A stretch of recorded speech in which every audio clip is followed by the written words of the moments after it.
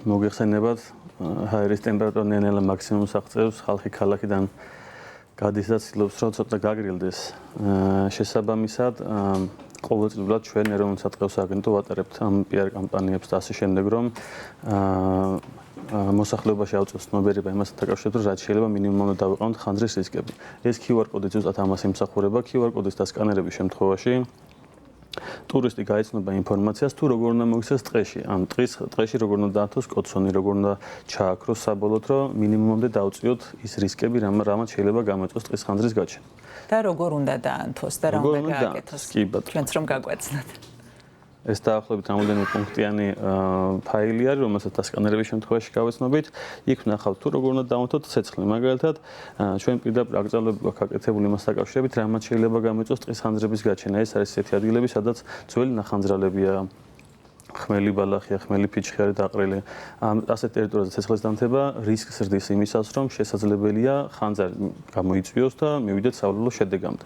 შესაბამისად, აუცილებელი არის ტყეში ცეცხლის დამთებისთვის შესაბამის კოცონის ბაქანის არსებობა, რაც ქვეყნის ტერიტორიაზე არაერთგან გვაქვს განთავსებული, ასევე იმ ტერიტორიაზე, სადაც მოსახლეობა შედის საპიკნიკეთ და ანთებს კოცონს, ამ შემთხვევაში უნდა გაითვალისწინოს ის ძირითადი მოთხოვნები, რომ გაანთავისუფლოს ტერიტორია ძიღნაყარი ფიჩხებისგან, დაახლოებით 1.5 რადიუსში უნდა გაასუფთავოს ხმელი ბალახისგან და შემდეგ, რათა მინიმუმამდე იქნას დაყვანილი ეს რისკები. ასევე არ შეიძლება ვარჯიშქვეშ ცეცხლის დამთება, წიწვოვან ხელმცენარეებთან სიახლოვეს, რამაც შეიძლება პროვოცირება გაუწიოს ტყის ხანძრის გაჩენას. ასევე აუცილებელი არის კოცონის შემდგომ ბოლომდე ჩაქრობა.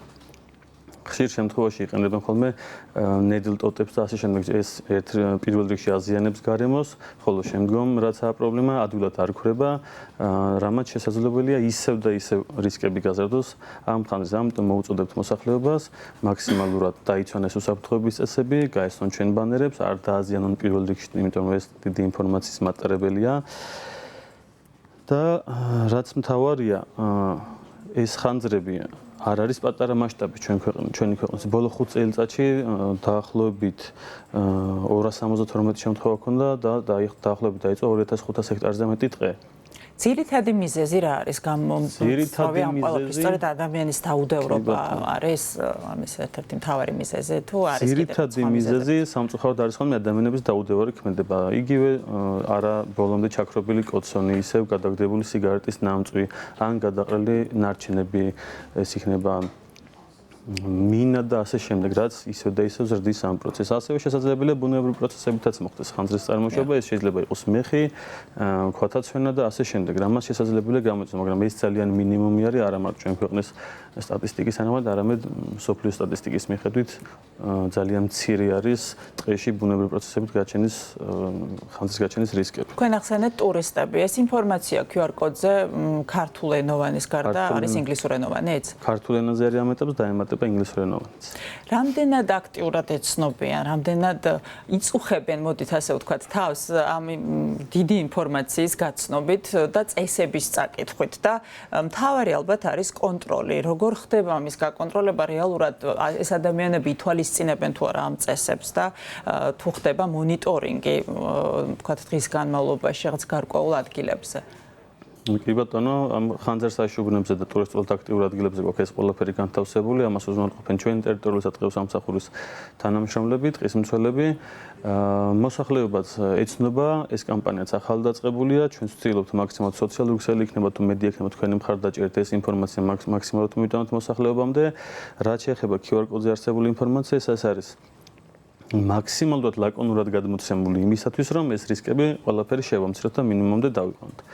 ტურისტებშიც დაინტერესება არის, მადლობა მინდა უთხრა მოლაშქრეებს, რომლებიც ამ წესებს აცნობენ ადამიანებს და თვითონაც ერთ-ერთი პირველი კომაგები არიან ჩვენთან ერთად ბუნების დაცვის საქმეში.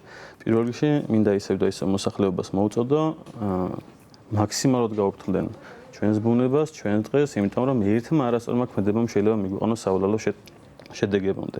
აქვე დავსწრენ იმასაც, რომ ტყეში ხანძრის უკონტროლო გაჩენასთან დაკავშირებით ადმინისტრაციული სამართალდამცავთა კოდექსი ითვალისწინებს შესაბამის ჯარიმას, რომელიც 300-დან 500 ლარამდე არის, თუ კი ეს მასშტაბურ ხანძარში გადაიზარდა, ეს უკვე სისხლის სამართლის პასუხისმგებლობასაც იწვევს.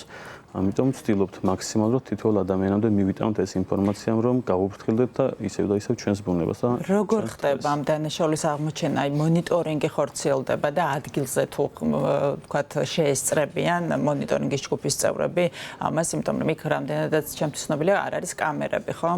ფოტოხაფანგებიც განთავსებული გვაქვს, ასევე ვიყენებთ დრონებს და ასევე ჩვენი ტერიტორიული სატყეო სამსახურის თანამშრომლებიც აქტიურად უწევენ მონიტორინგს იმ ტერიტორიაზე, სადაც შედარებით ხშირად შედის მოსახლეობა. იდენტიფიცირების შემთხვევაში შესაბამისი რეაგირება ხდება როგორც ჩვენს მიერ, ისე შესაბამისი უწყებების მიერ. რამდენად ხშირად ყოფილა დაჯარიმების შემთხვევები ბოლო წლების განმავლობაში და თქვენ ახსენეთ ასევე პატიმრობაც, ესეთი შემთხვევა თუ ყოფილა, რამაც გამოიწვია? ეს ახალი მიდგომა არის, რაც შეეხება ამ გარემოზე მიყენებულ ასეთი მასშტაბური ზიანის საკითხის. აქამდე არ ყოფილა ესეთი მუხლი? საბედნიეროდ ჯერჯერობით არავინ არ ყავს ამ მუხლით. აი ჯარიმებს რაც შეეხება, რამდენად ხშირად ყოფილა ესეთი შემთხვევები დარღვევის და შემდეგ უკვე დაჯარიმების? ამ ეტაპზე მსგავსი სტატისტიკისგან დეტალურ ინფორმაციას ამუშავებს ხოლმე და ყოველთვის გადმოსცემს ხოლმე შესაბამის ვებგვერდზე. ჯერჯერობით ასეთი ფაქტები არ გვაქვს, ვინაიდან ამ ეტაპზე ხანძრების შემთხვევები ძალიან მინიმალური არის, ან ისეთ ადგილებში არის, სადაც ამ მომენტში პრევენციის ღონისძიებით ჯერჯერობით დაუდგენელი არის გამომწვევი მიზეზები. ზოგადად ცნობიერება იზრდება წლიდან წლამდე, აი შემთხვევების რაოდენობა თუ იკლებს? ზოგადად ცნობიერება იმატებს, რაც უფრო აქტუალური ხდება ეს პრობლემა და მოსახლეობას შევაწვდით ინფორმაციას, ტყის ხანძრების მაჩვენებელი შედარებით იკლებს.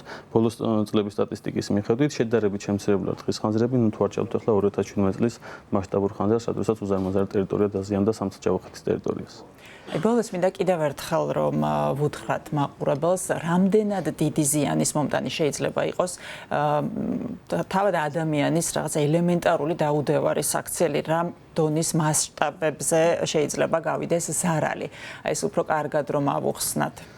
რომ თითოეულმა უფრო მეტად მიაქციოს ყურადღება საკუთარ საქციელს. აქვე დავამატებ ერთ მცირე შესავალს გავაკეთებ. ჩვენი ქვეყანა ძალიან დიდი მრავალფეროვნებით გამორჩეულია მთაგორიანი რელიეფიდან გამომდინარე, ტყის ხანძრის შემთხვევაში გარემოზე მიყენებული ზიანი არის უზარმაზარი. ეს იწვევს როგორც ამ ჩვენი უნიკალური ფორმების განადგურებას, ასევე ძალიან გართულებულია თვითონ ხანძრის ჩაქრობის პროცესიც, ვინაიდან ხშირ შემთხვევაში ეს მიუდგომელი ადგილები არის. ხანძრის შედეგად მიღებული ზიანის მასშტაბი არის უზარმაზარი. ამის აღმოფხვრა არ ხდება 1 წელში და 2 წელში ან 10 წლებში. ამას ჭირდება ძალიან ბევრი წელი, რომ ჩვენ მივიდეთ ისევ და დავუბრუნდეთ იმ შედეგს და შედეგიც აქამდე გვქონდა. შესაბამისად მოვუწოდებ თითოეულ მოქალაქეს, რომ მაქსიმალურად უზრუნველყონ ტყეში გადაადგილების საკითხში უსაფრთხოების ნაწილი, არ დაანაგვიანონ ტერიტორია, ცეცხლი და კოცონი არ დაანთონ უსისტემოდ, დაიცვან ის ძირითადი წესები, რასაც ეროვნული სატყეო სააგენტო ყოველწლიურად ამ კამპანიებში უზიარებს მოსახლეობას. და ეს ცნობიერების ამაღლება დაგვეხმარება იმაში, რომ ეს ზიანი მინიმალურამდე ჩამოვიყვანოთ. აი მაგალითად გეტყვით, რომ 2008 წლის ხანძრის შემდგომ ეროვნულმა სატყეო სააგენტომ დაიწყო დაზიანებული ტყის მასივის აღდგენა. შემდგომ 2017 წელს ისევ უდიდესი ნაწილი ისევ აღდგენილი ტერიტორიები დაიწყო და ამის აღდგენა უკვე ერთი ტერიტორიის ორჯერ აღდგენა, ეს არის ძალიან რთული პროცესი. ამას ჭირდება ძალიან დიდი დაკვირვება. იქ ნიადაგის პარამეტრები არის გასათვალისწინებელი და მისი დეტალური შესწავლა საჭირო და ასე შემდეგ. და შესაძლებელია ამან აღარც კი მოგვცეს საშუალება, რომ ტერიტორიის ტყის აღდგენა შესაძლებელი გახდეს. შესაბამისად, თითოეულმა ჩვენთაგან უნდა გავაცნობიეროთ, თითოეული ჩვენთაგანის არასწორი ქმედების შედეგად რა შეიძლება იყოს ზიანი ჩვენი ქვეყნისთვის.